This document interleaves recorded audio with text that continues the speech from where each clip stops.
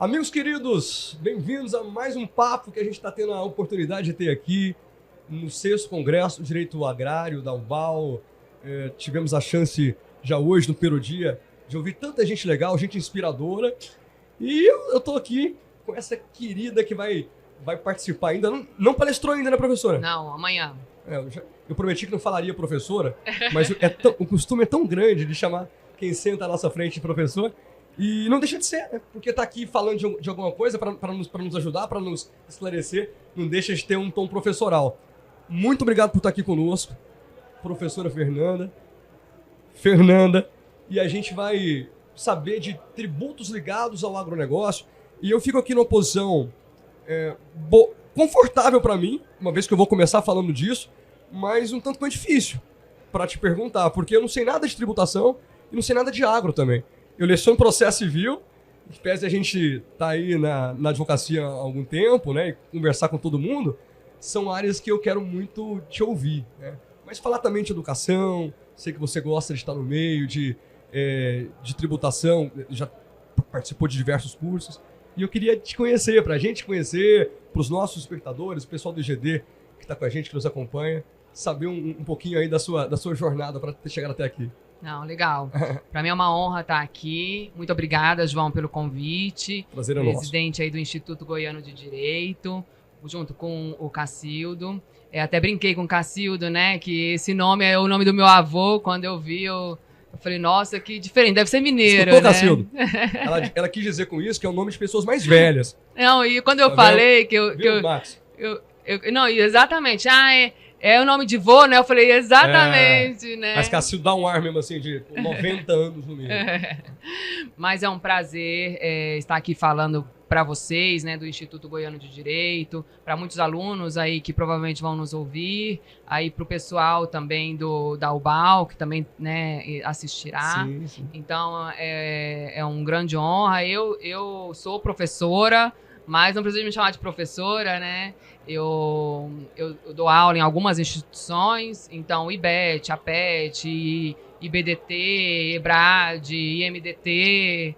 Então, enfim, eu gosto muito dessa... A gente quer aumentar essas siglas aí, viu? Vamos trazer esse passo pra cá, né, Max? Eu gosto muito, e aí, assim, eu acho que tem essa questão nossa de mulheres de cuidado, né? A gente gosta de cuidar, gosta de passar o conteúdo. Eu tenho um livro de ITR, então estudo, eu quero que aprendam. Então, até a gente estava conversando agora aqui de fora e algum colega falei, olha, vai vir a reforma tributária aí, vai ter mais problema para os produtores rurais. Ele falou, bom para nós. Eu falei, não, eu tenho dó dos produtores rurais, né? Então, assim, aí tinha um doutor junto que falou, aí é questão de mulher, cuidado e tal. Então é isso, eu acho que nessa posição de educar, de cuidar, de ensinar, eu gosto muito também.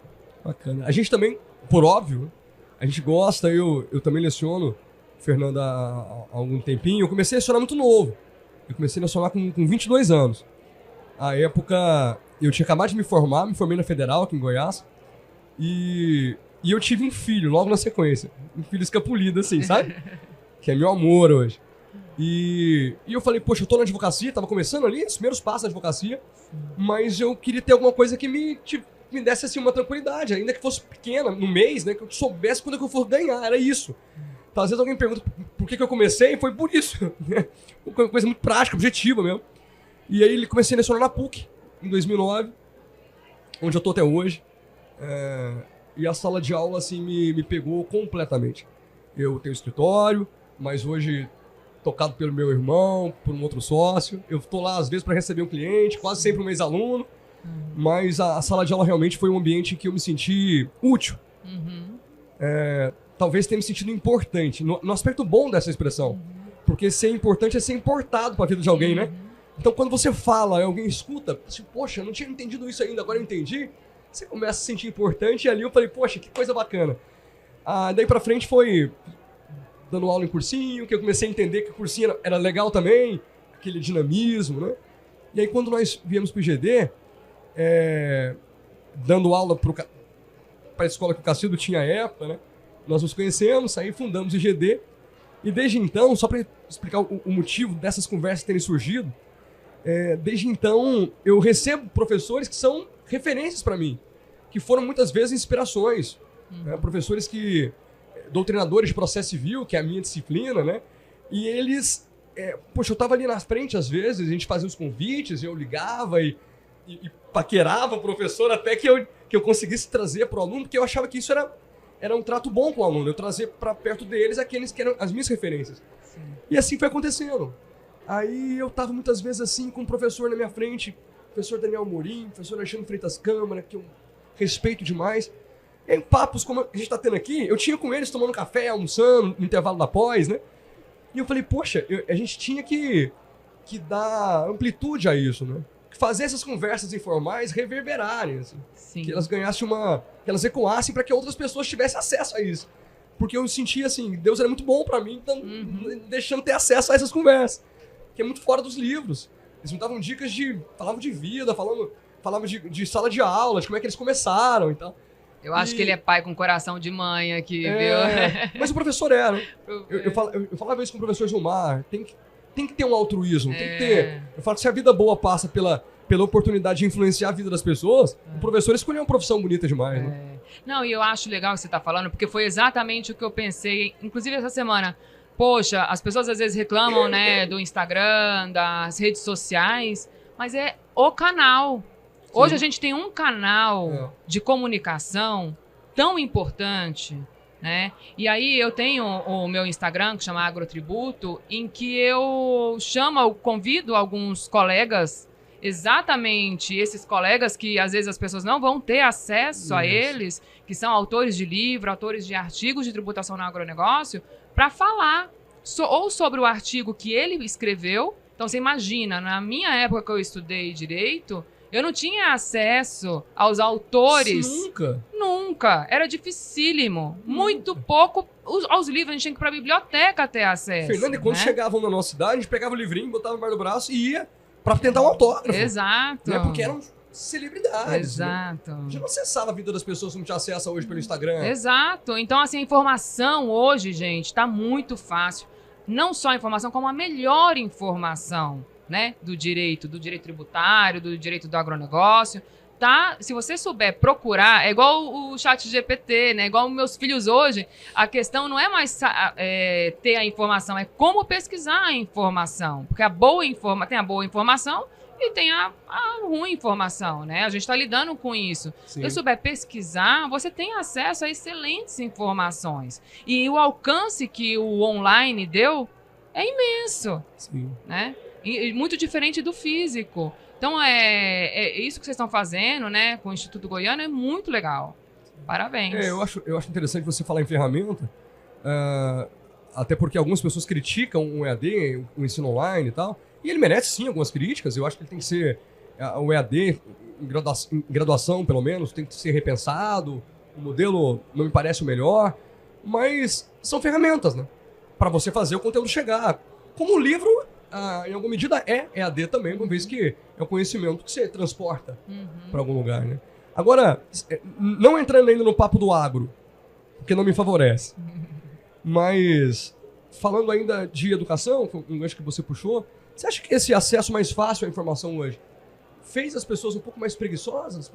Então, o que acontece? Tô até lendo um livro que fala exatamente isso, estudando, porque eu tenho 3 filhos, né? E eu qual a idade deles? 14, 12 e 2 anos e meio. Nossa. 2 meninos e a menininha agora. E como eles estão estudando, né? E essa geração ter acesso e estar muito conectada com o celular, com, né, o eletrônico, com o computador. Então, o que isso está gerando nessa geração, né? Acho que é a geração Z, se eu não me engano. E aí, tem gerado, e aí a gente começou até a perceber que é importante tirar, mas é o acesso a conteúdos ali, videogame, enfim e tal, que não faz bem. Por quê? Eles têm um acesso muito fácil a toda a informação. Então, isso preocupa um pouco se são informações que eles não precisam correr atrás de profundidade no conhecimento, sabe? Sim, sim. Mas a gente também tem que trabalhar com essa geração, entende? Porque essa geração, às vezes, não quer ler o livro, não quer ler o artigo, mas ela vai se interessar em ouvir o autor do artigo falar. Você concorda? Tomara que sim. Eu acho que sim, eu acredito que sim. Tomara que sim. Porque é uma informação muito mais fácil. Pensa bem, se você lê um artigo, você tem que ler, interpretar para compreender.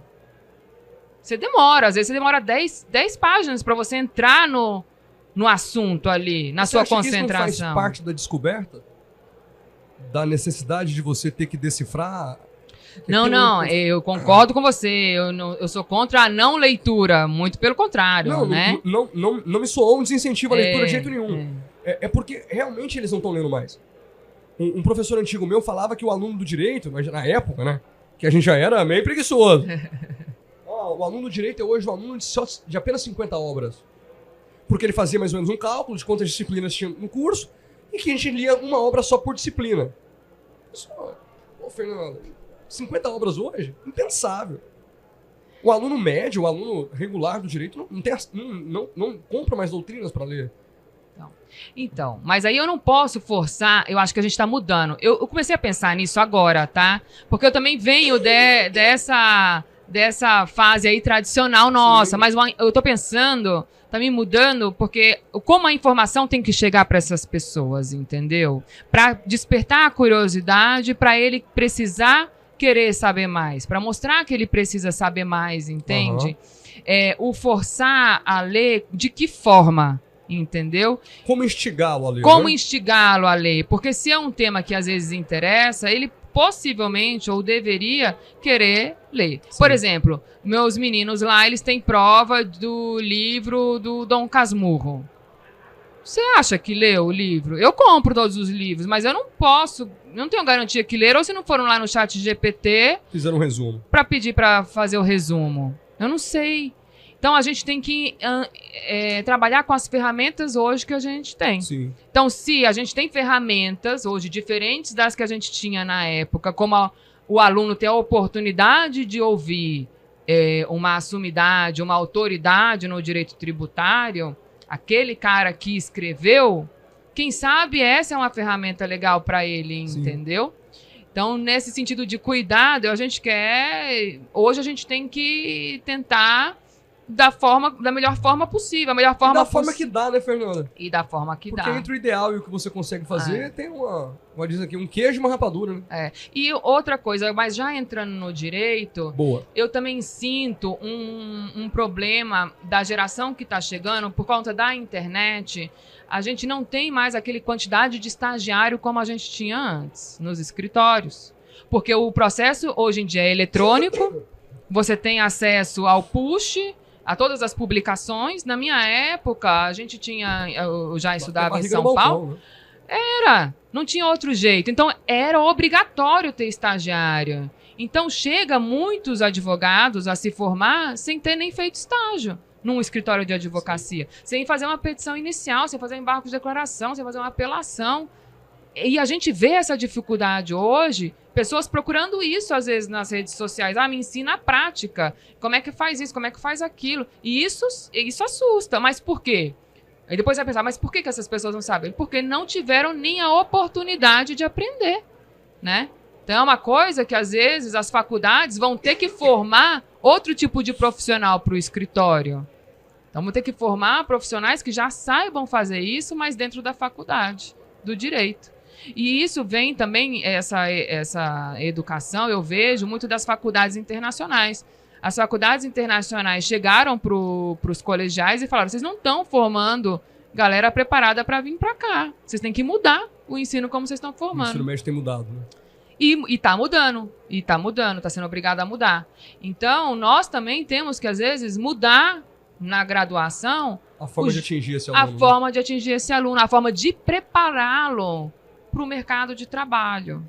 Né? Uma crítica que eu faço, porque já tive turmas de primeiro período, depois pegava os mesmos alunos lá no 8º, 9º, né? Então a gente parece que mede um pouco isso, assim.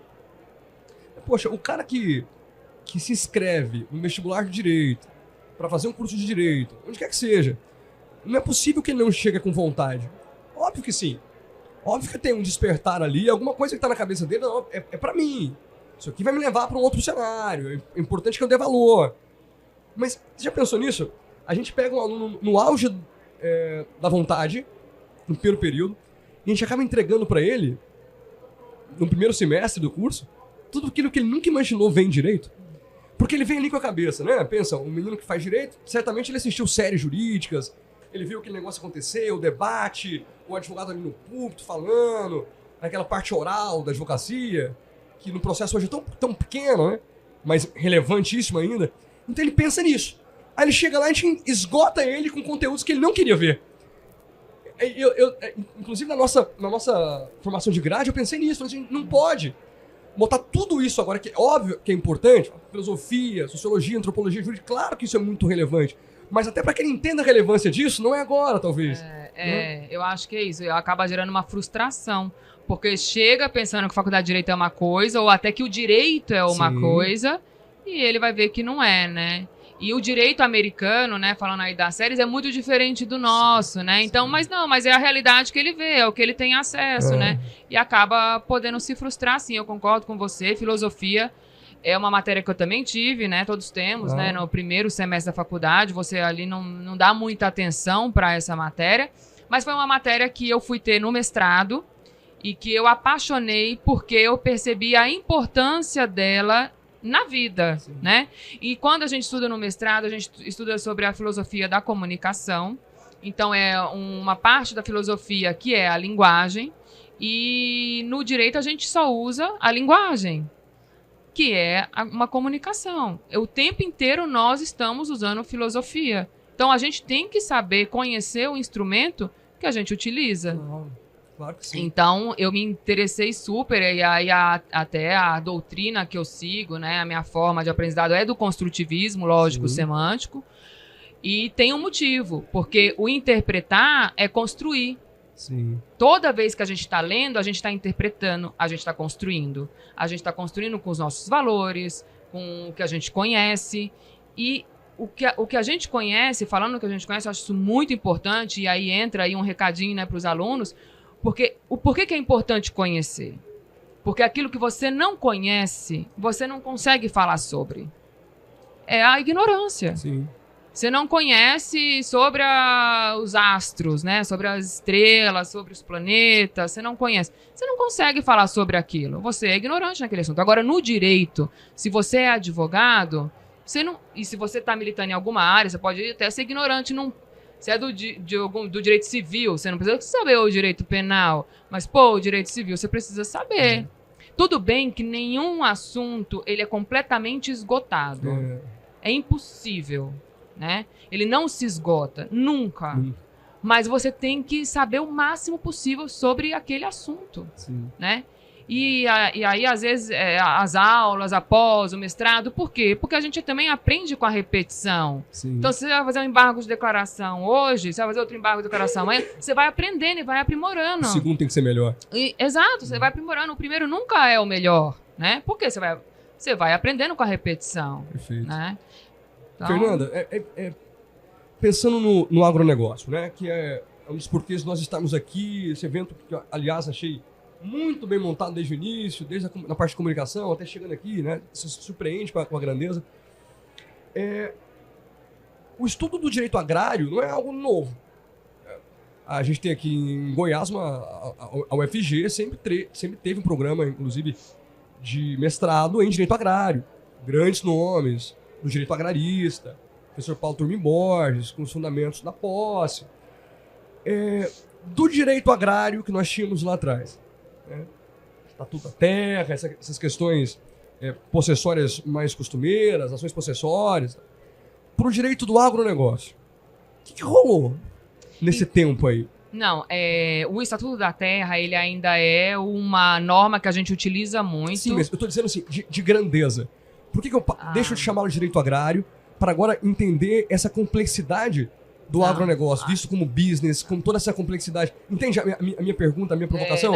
Eu entendo, e você tem toda a razão nessa provocação, porque hoje o que o produtor rural está vivendo é uma complexidade absurda. A gente tem problemas de crédito de carbono, se pode vender, não pode, como que certifica, o que é crédito de carbono. A gente tem as questões fundiárias, de invasão, de limite, de índio, de sem terra, a gente tem essas questões. Legalização fundiária. De legalização. A gente tem as questões tributárias, e aí a gente vai partir para uma reforma tributária. Nós estamos passando aí por um grande período difícil do planejamento sucessório tributário, uma coisa que se fala muito na internet, então virou uma coisa, todo mundo vendendo algo que não é tão simples assim, né? Tem que ser olhado caso a caso, com muito detalhe. E para o produtor rural ver isso tudo, ele estava acostumado com trabalhar na terra, com a lida da terra, né? E aí ter agora que preocupar com tudo isso, realmente a gente vê, né? Eu sou de família de produtor rural e a gente vê uma certa confusão, desconforto e uma insegurança no que fazer, no que não fazer. Vai vender uma fazenda, como que calcula esse ganho de capital? A Receita Federal fala que é de uma forma, a lei fala que é sobre o VTN, a Receita Federal fala que não, para ser sobre o VTN tem que ter esses critérios, tem que ter comprado não sei quando, vendido não sei quando, não pode ser no mesmo ano. Então o produtor rural, ele realmente está vivendo uma fase difícil. E eu falo difícil porque, por exemplo, agora a gente está passando por várias fases de fiscalização também da Receita Federal em cima do produtor rural. Parece uma coisa de perseguição. A gente teve a Operação Declara Grãos, agora temos uma operação aí de regularização, em que a Receita Federal está fiscalizando as declarações de imposto de renda dos produtores rurais aí que escrituram o livro Caixa Digital, a partir de 4,8 milhões ano. Temos a Operação Declara Agro, que está mirando agora nas aeronaves, para quem tem a aeronave, começou agora em setembro, essa declara agro e essa de conformidade, de imposto de renda, começaram agora, tiveram alguns projetos pilotos, mas agora estão andando muito forte, e a gente vê das aeronaves, eles estão analisando a declaração do imposto de renda, porque a gente tem, na legislação do imposto de renda, autoriza as aeronaves, né, produtores rurais, a baterem como custo da atividade rural e as despesas também da aeronave e do custo da atividade rural. E o decreto que regulamenta o imposto de renda fala que só pode abater se for exclusivamente utilizado na atividade rural. E aí, o exclusivamente não está na legislação, mas está no decreto. E a Receita Federal está se baseando no decreto. Que não poderia criar direito novo, né? Que não poderia. Ela está sendo mais restrita do que a própria lei, né? Agora, chega essa fiscalização, autua o contribuinte, vai às vezes num advogado, mas a Receita Federal está aqui, ele está olhando para o decreto. Pô, mas tem que ir na legislação, tem que ir na Constituição Federal, tem que entender, tem que orientar, vale a pena pagar, é para pagar, não é? Entende? Sim. É como tá decisões do CARF. No CARF a gente vê decisões conflitantes, inclusive no Conselho Administrativo de Recursos Fiscais, conflitam, às vezes dá a favor do contribuinte, hora da Receita Federal, sobre esse mesmo assunto. Então a gente tem visto um olho muito grande no produtor rural, no agronegócio. Eu estava escutando um colega aqui falando agora aqui no Congresso da UBAL, falando que o governo não vai matar a galinha dos ovos de ouro dele, né? Nós somos representantes aí, o agronegócio, por uma exportação de mais de 51%. Então imagina... 25% do PIB, praticamente, né? 25%, eu já ouvi falar 27%, sim, 20%, sim. Mas eu acho que fica nessa parte de 24% aí. É importantíssimo o agronegócio, realmente... Mas quando ele falou que o governo não vai matar a galinha dos ovos de ouro, eu falei, será? Porque para mim tá matando, coitado, pelo menos do médio e o pequeno produtor rural. Com tantas exigências, com tantas fiscalizações, né? E com uma cobrança que muitas vezes não é devida, mas deixa o contribuinte confuso, igual essa da aeronave, né? Estou dando um exemplo aqui de uma ilegalidade, só para pontuar um exemplo aqui que pode acontecer. Peguei casos aí também dessa de conformidade, da escutação do livro Caixa Digital. Então, É importante agora ter bastante atenção com essas fiscalizações. Eles estão enviando os comunicados pelo ECAC, né, pelo sistema eletrônico, ou até mesmo por carta-correio. Então, ficar atento. Agora, essa questão, será que não vai matar as galinhas dos ovos de ouro? Eu não tô tão otimista assim como ele, tá? Porque eu não sei se o governo quer uma fatia disso para ele, ou uma fatia muito grande que vai esticar muito a corda, né? E muitos produtores rurais pequenos, e hoje que a maioria é médio e pequeno porte, não vão aguentar, não vão suportar. Se a gente falar numa reforma tributária agora, né? Nós temos aí produtores rurais que faturam até 3,6 milhões ano, que é um pequeno médio porte, produtor, né? Ele pode optar por ser contribuinte desse novo imposto que vai vir ou não. Mas se ele não optar, quem comprar dele vai ter direito a um crédito presumido, que não é o crédito integral. Então, será que essa pessoa que vai comprar não vai preferir comprar de alguém que optou por ser... Aí deixa de ser uma opção, né? Porque você força de tamanho Exato. Medida. Então, tá obrigando o produtor rural, pessoa física, a virar um empresário, enquanto o negócio dele era um negócio que ele estava focado só na terra, que já são inúmeros problemas, né? E ele vai ter que agora preocupar em começar a fazer o registro de tudo que entra de despesa na atividade rural e tudo que sai com esse novo tributo. Porque o novo tributo, como que ele vai funcionar? É o IVA dual, né, que é o IBS e o CBS, e a partir de 2026 vai começar a valer. Então já é importante a gente se preparar e preparar o produtor rural já para o que vem para vir. Nós estamos aí com um projeto de lei tramitando no Senado e a ideia é aprovar esse ano pelo presidente. Nós estamos no meio aí de uma tramitação importante.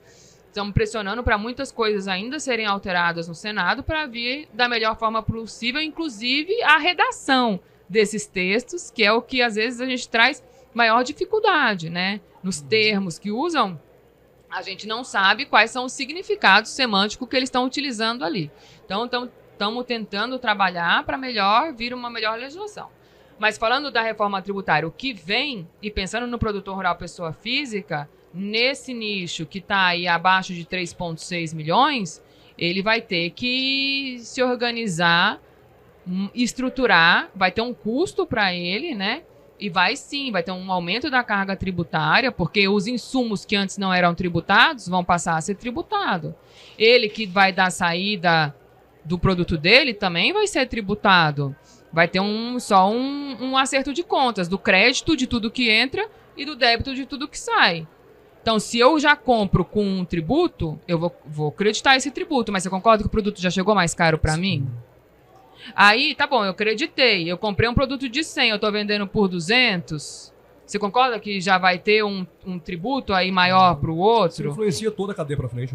E eu vou poder fazer a compensação do que saiu com o que entrou, mas eu vou ter um débito ali maior do que o meu crédito, né? Então, como que vão ficar essas situações, né? Complexo, professora. Eu vou adotar a professora agora. Ela é professora, ela vai ter que ouvir professor.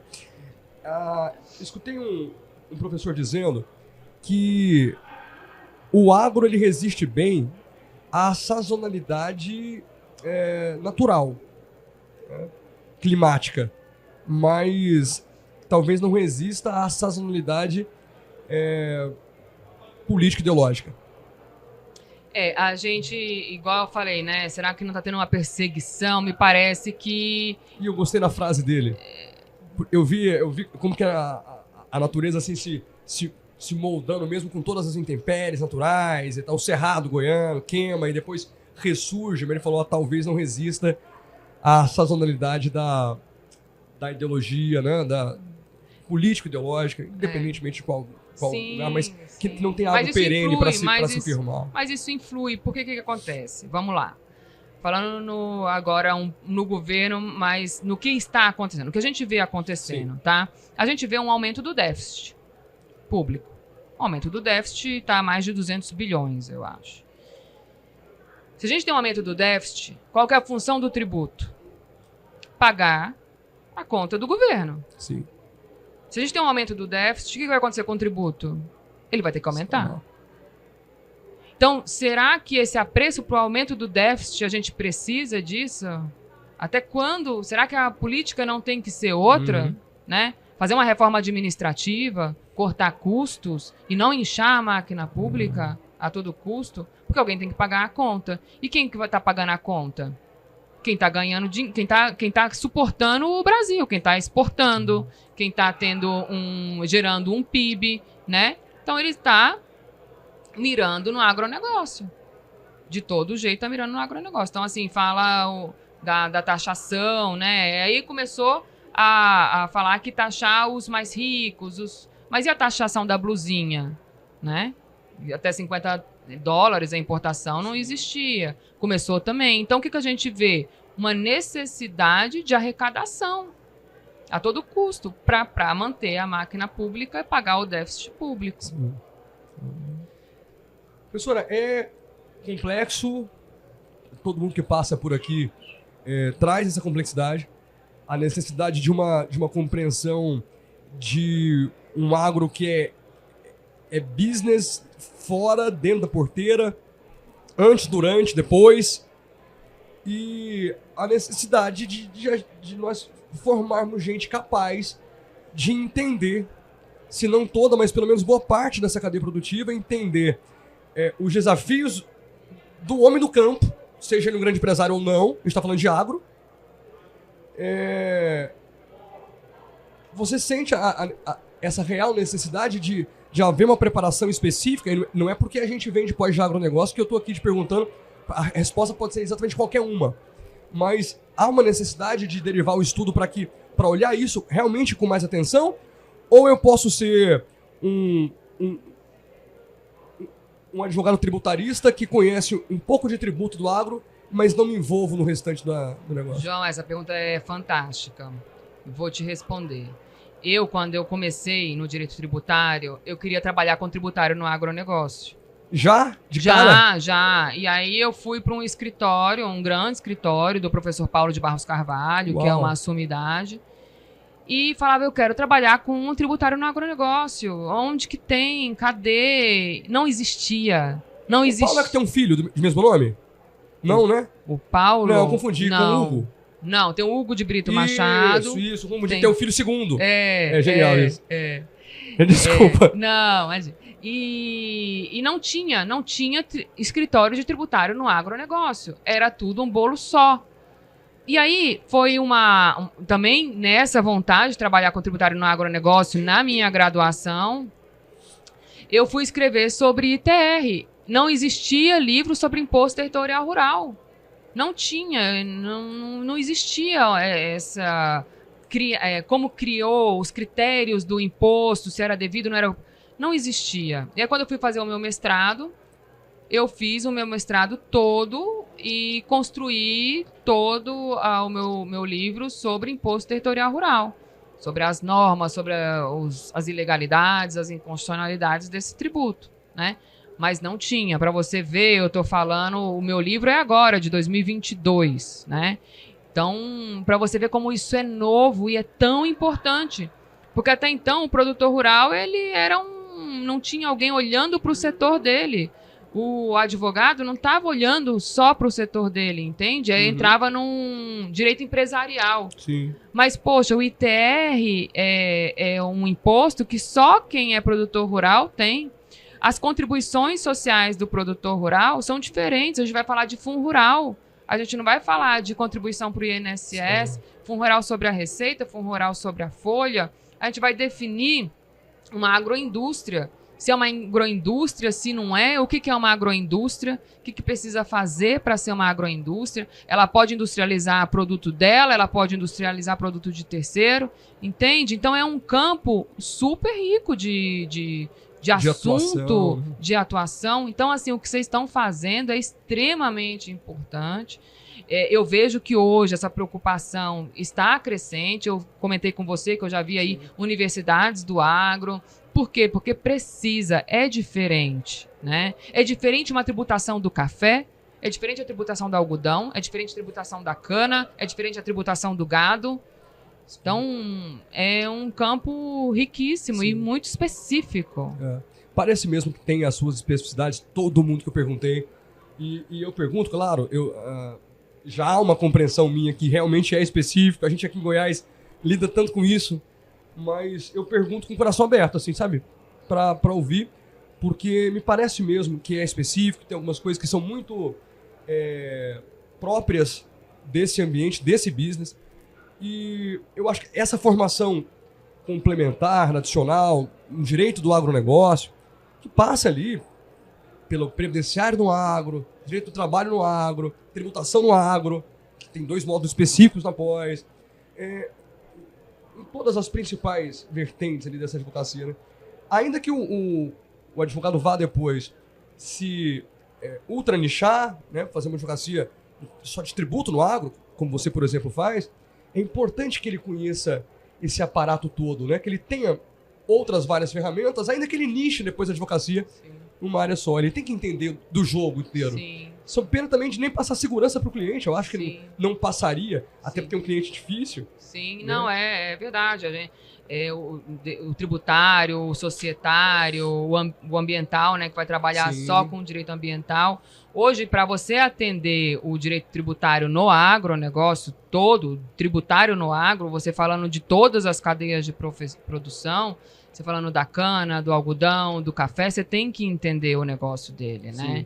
E até uma colega minha outro dia recebeu uma crítica que ela tinha confundido um pé de mandioca num post que ela fez, XPTO. Tem gente que não sabe como é que mandioca dá, não.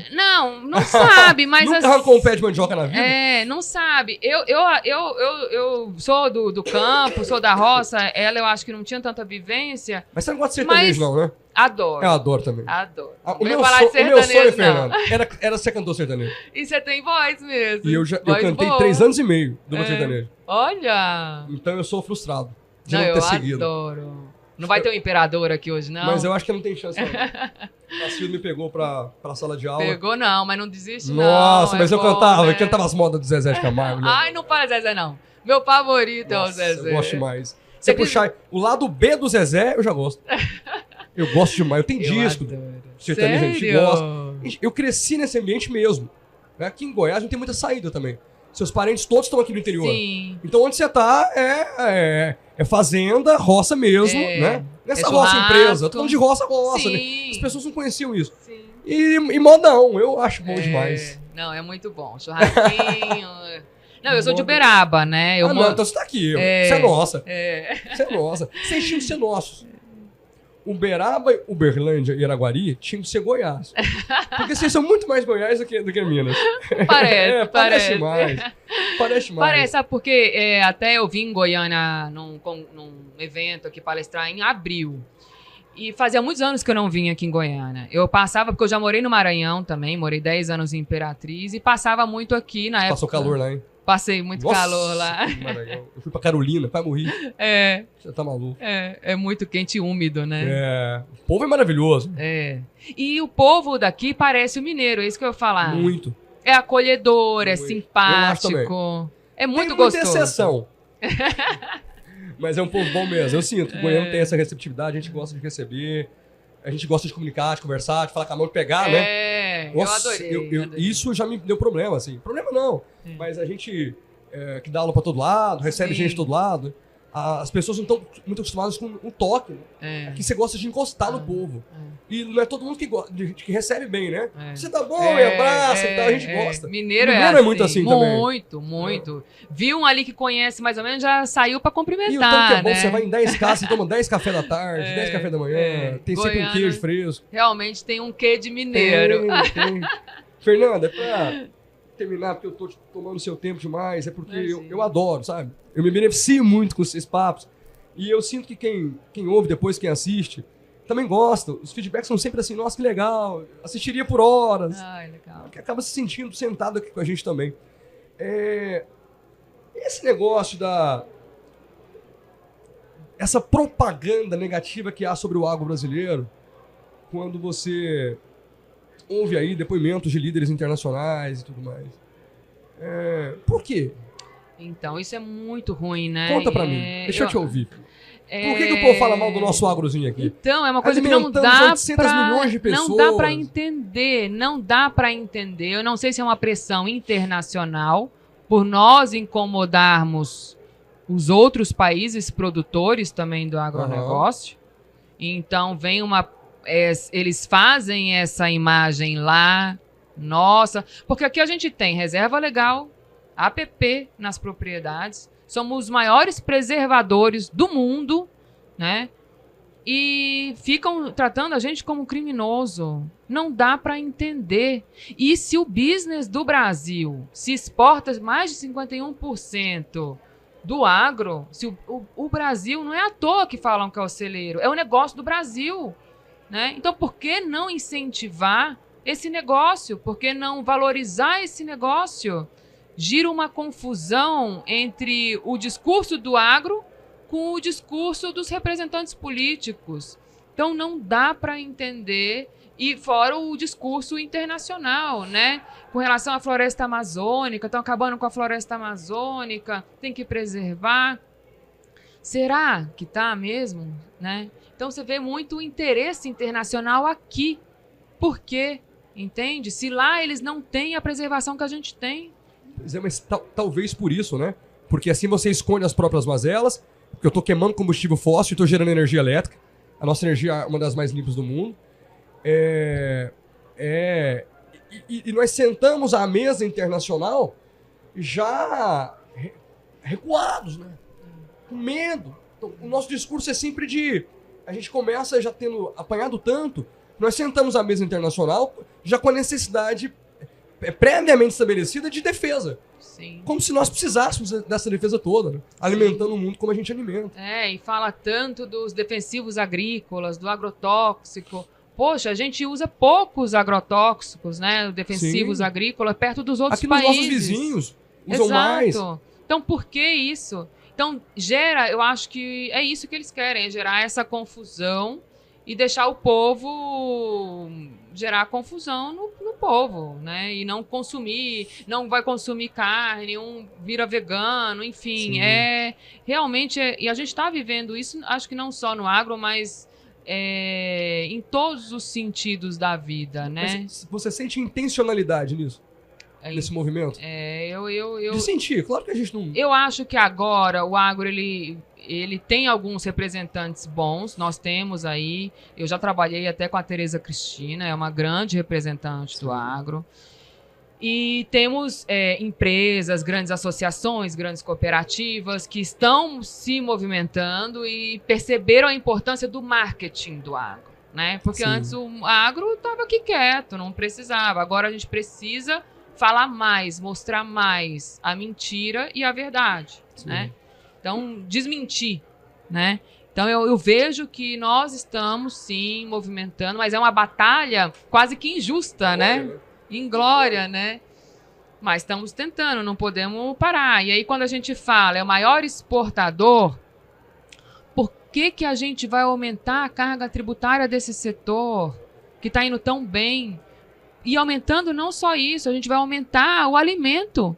Claro. O alimento, a roupa, são coisas importantes para a gente sobreviver, questão de sobrevivência, né? Uhum. Então, é uma pergunta que também, para mim, eu acho que a gente joga um jogo aqui e os políticos jogam outro jogo lá. Entendo. É assim que eu percebo também. Fernando, eu queria te agradecer. Né? Você estava aí, podia estar aí andando e vendo tanta gente legal que tem aqui e parou para nos atender, parou para conversar com a gente, conversar comigo, mas é uma conversa que ecoa tanto, né? E que reverbera entre os alunos, entre todos que vão assistir, isso fica aberto e a gente tem tido felicidade de gravar essas coisas, gravar esses episódios. Então eu queria te agradecer demais pela gentileza, né, de estar aqui conosco. Foi um prazer para mim falar com você. Para mim que é um prazer, viu? Estou à disposição. Para os alunos também. Eu vou estar na sua palestra, quero te ouvir. Faço questão de te ouvir. Amanhã, às 4 da tarde. Quero ser seu aluno. Vamos falar brevemente, só 10 minutinhos de reforma tributária, vai ser muito legal para quem estiver aqui, né? A oportunidade de assistir online também vai ser bem bacana. Sim. Mas aí fica um recado para os alunos se dedicarem, esse estudo do agronegócio também vai ser bem bacana. Sim. Mas aí fica um recado para os alunos se dedicarem, esse estudo do agronegócio, de licença para tudo, né? E nas questões de crédito de carbono, nas questões de regularização fundiária. Então, se prepare da melhor forma, no sentido de querer cuidar daquele seu cliente. É isso que eu acho que faz a diferença, né? Se você não sabe aquele conteúdo, procure um parceiro que saiba, ou procure estudar, procure uma fonte confiável sobre aquele assunto. Enfim, o que vocês estão fazendo aqui é muito bacana, trazer essa instrução para os alunos do agronegócio. É um prazer e estou aí na minha rede social, que chama Agrotributo, para quem quiser me procurar. É Agrotributo? Agrotributo. Eu ia te perguntar, eu ia terminar perguntando na rede social. @Agrotributo. Para dar mais visibilidade ainda pro seu trabalho, que é sensacional. Todo mundo só te elogiou, que passou aqui. Eu, infelizmente, não te conheci ainda, mas as oportunidades de eventos como esse servem para isso, né? É verdade. Pra gente conhecer pessoas interessantes. Isso é muito bom. Esse que networking aqui, que todo mundo no à mesmo... nossa frente, estudando há mais tempo que nós, uma parte importante dessas preocupações que o agro tem que ter, que é a tributação. Muito obrigado a você. Obrigada a você, João. Um prazer. Prazer ter vocês também na nossa companhia. Um grande abraço, até o próximo episódio.